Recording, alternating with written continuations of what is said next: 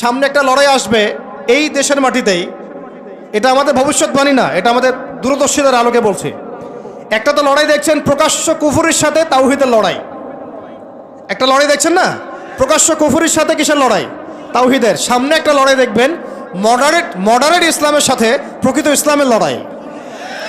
নতুন একটা ব্যাটল দেখবেন সমাজের মধ্যে চলবে, কথায় কলমে, টকশোতে, ময়দানে, ওয়াজ মাহফিলে, সব জায়গায় দেখবেন একটা নতুন ব্যাটল সামনে আসবে। মডারেট ইসলাম মানে সুশীল মার্কা ইসলাম, বুঝেন নাই?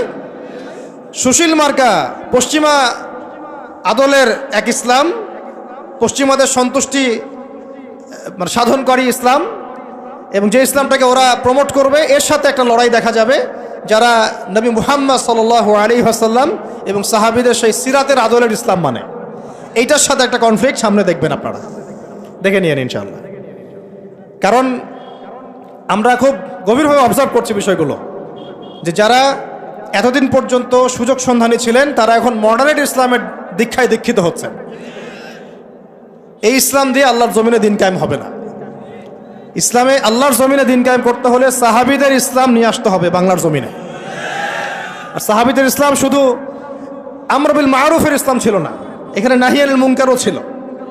মানে আপনারা হয়তো বোঝেন নাই, মানে শুধু সৎ কাজে আদেশের ইসলাম ছিল না, বরং অসৎ কাজে নিষেধের ইসলামও ছিল। শুধুমাত্র আমরা ভালো ভালো কথা বলবো, অন্যায় নিষেধ করব না, শুধুমাত্র তাবলীগের কথা বলবো, আল্লাহর জমিনে দিন কায়েমের কথা বলবো না, প্রয়োজনে আমরা জুলুমের বিরুদ্ধে দাঁড়িয়ে যাব না, জালেমের বিরুদ্ধে প্রতিবাদ করব না, এইরকম ইসলাম, এইরকম মানহাজ দিয়ে আপনি বাংলাদেশের জমিনে দিন কায়েম করতে পারবেন।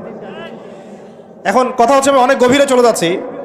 যুবক ভাইদেরকে বলছিলাম যে নামাজের সাথে তেলাওয়াত ধরে রাখেন, আজকার ধরে রাখেন, ওলামা একরামের সোহবত ধরে রাখেন, এবং প্রকৃত ইসলাম আর এই Protestant version of Islam, moderate Islam, এর পার্থক্য বোঝার চেষ্টা করবেন।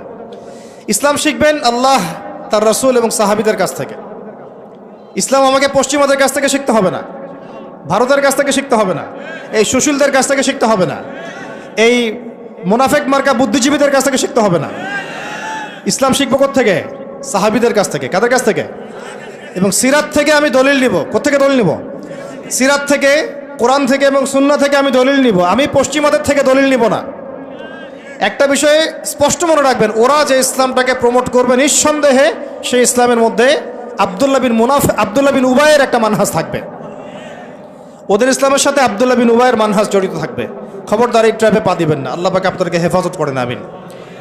এরপরে আসেন যে পয়েন্টটা নিয়ে আমি এদিকে চলে আসছি, যে আমাদের সমাজের এই সংকটগুলা, যে বড় বড় লেভেলের সংকটগুলো, এগুলোকে যদি আমরা দূর করতে চাই তাহলে আল্লাহর কসম করে বলছি, রাষ্ট্র ব্যবস্থায় পরিপূর্ণ ইসলাম কায়েম না হওয়া পর্যন্ত আমরা পরিপূর্ণ স্বাধীনতা অর্জন করতে পারবো না।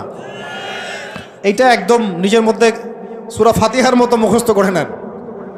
যতই আমরা জনবল দেখাই না কেন, যত মাহফিল করেন, যত প্যান্ডেল নিয়ে আসেন, হ্যাঁ, যত আপনি স্লোগান দেন, আরও তো অনেক কিছু করছি আমরা, ঠিক আছে, কাজ তো ভালো, আলহামদুলিল্লাহ, কোনো সমস্যা নাই। বাট এই কাজগুলো ভাটা পড়ে যাবে যদি উপরের লেভেলে ইসলামকে নিতে না পারি আমরা।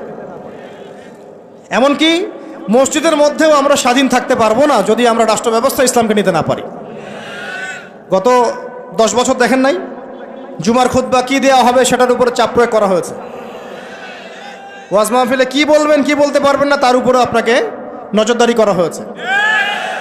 আমরা তো এমন একটা হালতে ছিলাম যে বাসায় ঘুমালেও বাসার বাইরে ওই গোয়েন্দা সংস্থার লোকজন বসে থাকতো, কোথায় যায়, কি করে, কার সাথে ফোনে কথা বলে, কে তাকে কল দেয়, যে কল দিল তার সাথে এর কি সম্পর্ক। আমাদেরকে কল দিলে তো মানুষই বিপদে পড়তো, আর কি, কল দিয়ে তারাই বিপদে পড়তো, কার সাথে দেখা করে, কে বাসায় আসতেছে, কে যাচ্ছে। এই যে একটা, মনে আছে দাজ্জাল যে দ্বীপে বন্দী আছে, একটা হাদিস আছে না, একটা যে তামিম দারি রাদিয়াল্লাহু আনহু হাদিস, প্রথমে একটা প্রাণীর সাথে দেখা হয়, সেই প্রাণী জিজ্ঞাসা করে যে তোমরা কোথা থেকে আসছো, মনে আছে হাদিসটা? তো ওই প্রাণী নিজের পরিচয় দিয়েছিল কি, যে আমি জাসাস, আমি কি জাসাসা, আমি কি জাসাসা, আমি হচ্ছে গোয়েন্দা।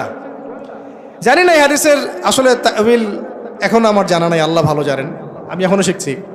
কিন্তু এখন খেয়াল করে দেখেন, পুরা যে সভ্যতাটা চলছে, এরা যেভাবে তাওহীদপন্থী মুসলিমদেরকে এইভাবে গোয়েন্দা সংস্থাদের আওতায় নিয়ে আসছে, উঠতে বসতে চলতে ফিরতে তারা আপনাকে নজরদারির মধ্যে রাখতেছে। ঠিক দাজ্জালের ওই জাসাসার মতো, ঠিক দাজ্জালের জাসাসার মতো। আল্লাহ, যাই হোক, কথা হচ্ছে যে আপনি আমি মসজিদেও স্বাধীন থাকতে পারবো না যদি আমরা উপরের লেভেলের ইসলামকে নিতে না পারি, শক্তিশালী হতে না পারি।